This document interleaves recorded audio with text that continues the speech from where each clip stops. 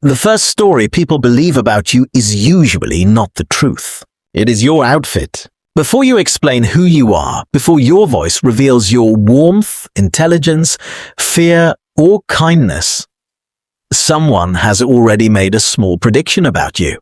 Serious, careless, rich, poor, safe, strange, confident, out of place. And the unsettling part is, they may not know they are doing it. A stranger sees your shoes, your jacket, the fit of your shirt, the color you chose, and how much of yourself you reveal or hide. Then their brain begins to write a sentence about you before you have given them a single word. I think that is why getting dressed can feel heavier than it should. On the surface, you are choosing fabric. Underneath, you are choosing the version of yourself that enters the room first. We say clothing is practical. We wear it because the weather is cold, because the sun is harsh, because the ground is sharp, because society expects it. And all of that is true, but it is not the whole truth. If clothing were only about survival, the story would be simple. Humans got cold, so they covered themselves. Humans got scratched, so they protected their skin. Humans became modest, so they hid their bodies. But human history is rarely that clean. Modern humans, bodies and brains very close to ours, have existed for roughly 300,000 years. Long before jeans, sneakers, uniforms, and brands, people were raising children, forming alliances, feeling attraction, fear, jealousy, pride, and shame. They had bodies, they had groups, they had eyes watching them. For much of the early human story, our ancestors were not living under winter coats. They were living in Africa, where clothing was not always an emergency against cold. Later, when humans spread into colder regions, hides and sewn garments became life-saving technology. A warm layer could mean surviving a night that would otherwise kill you. But that leaves a stranger question. Why did the human body become something to cover, mark, decorate, shape, and manage, even when survival alone could not explain it? Across human societies, people have found ways to alter the visible body. Some covered it, some painted it, some scarred it. Some wore beads, shells, feathers, skins, cords, belts, and colors. That tells me something important. The body was never just biology. The body was a message. And one of the strangest clues comes from a creature most people would rather not think about. Lice. Head lice live in hair. Body lice live in clothing. They need fabric, seams, and folds close to the skin. Without clothing, body lice have no real home. Scientists have studied the genetic split between head lice and body lice to estimate when humans may have been wearing clothes often enough for a new parasite niche to appear. The estimate is debated, but one widely discussed figure reaches back to around 170,000 years ago. By then, clothing was not just a trick. It had become regular enough, intimate enough, and important enough that another species adapted to it. But the real mystery is not when we started wearing clothing. The deeper mystery is why the naked human body stopped feeling complete on its own. I think the answer begins with a power humans almost never notice anymore. We can see a thing not only as it is, but as what it could become. A hide on the ground is not clothing to an animal. It is remains. It is smell. It is food, danger, waste, or nothing at all. But to a human mind, that same hide can become tomorrow's warmth.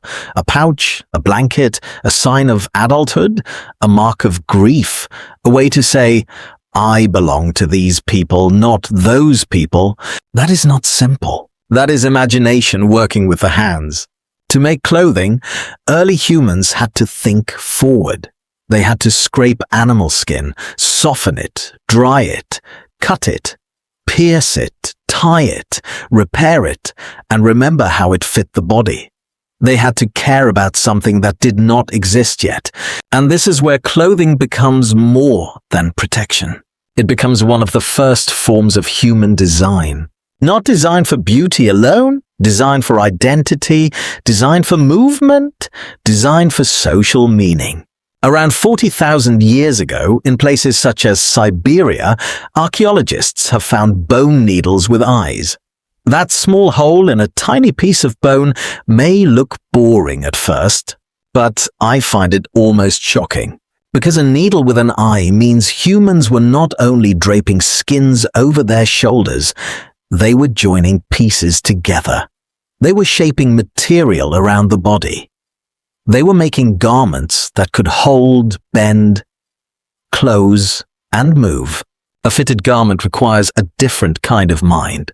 You have to imagine the body from the outside. Where does the shoulder turn? Where does the arm need space?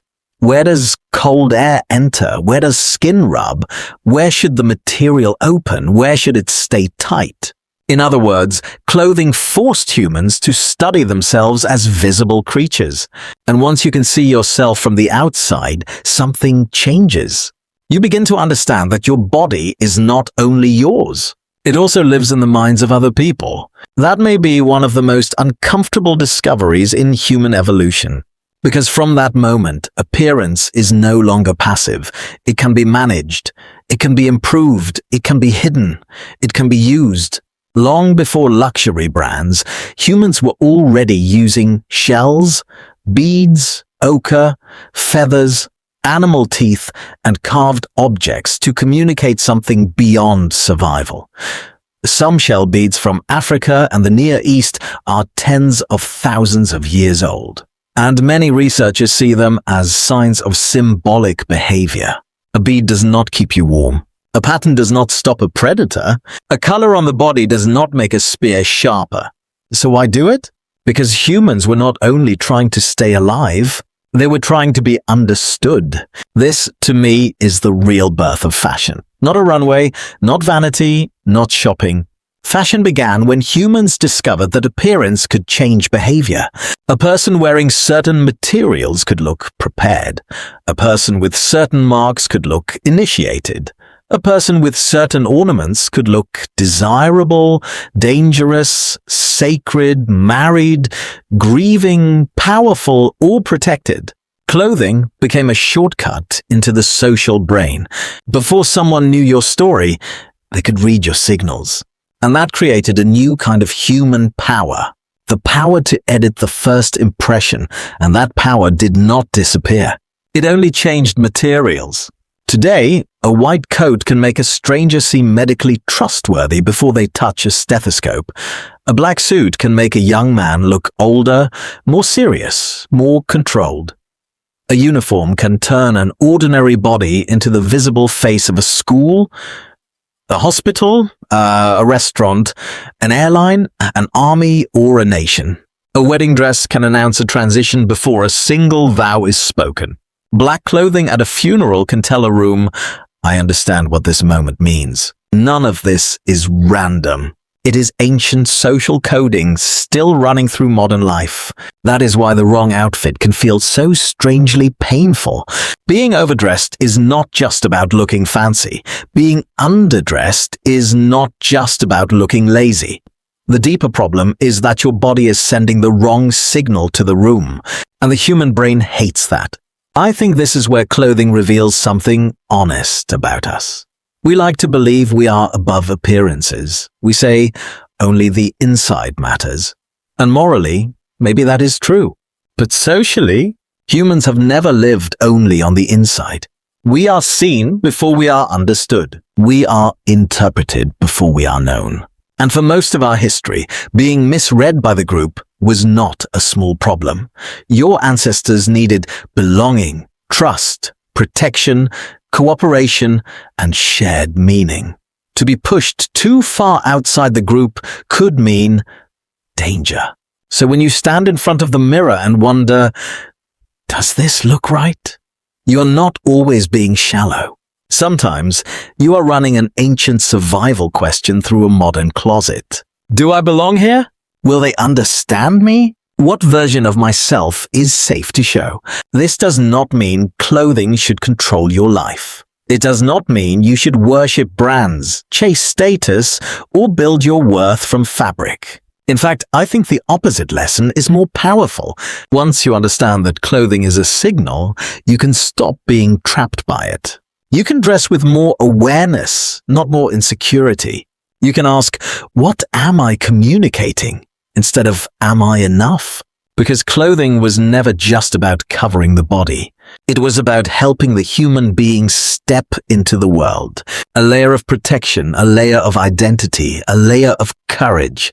So tomorrow, when you put on a shirt, a jacket, a uniform, a dress, or a pair of shoes, pause for 1 second. You are touching one of the oldest human technologies ever invented. Not a machine, not a screen, not an app. A second skin made of memory, culture, fear, beauty, and belonging. And maybe the real question is not, what should I wear? Maybe the real question is, what part of me am I allowing the world to meet first? If this made you see your clothes differently, subscribe to this channel. And comment below with one piece of clothing that changed how people treated you. A uniform, a suit, a dress, a pair of shoes, anything. Because the ancient world is not dead. It is still walking outside every morning, wearing your body,